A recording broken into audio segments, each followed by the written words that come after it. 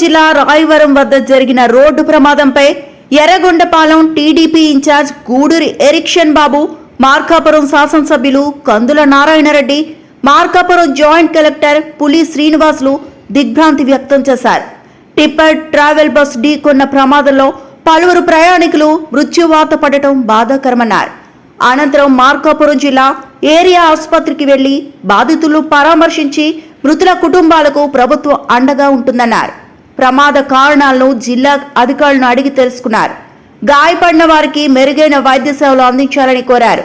ఈ ఘటన బాధిత కుటుంబాల్లో విషాదాన్ని నింపిందని మృతుల కుటుంబాలకు తన ప్రగాఢ సానుభూతిని తెలిపారు.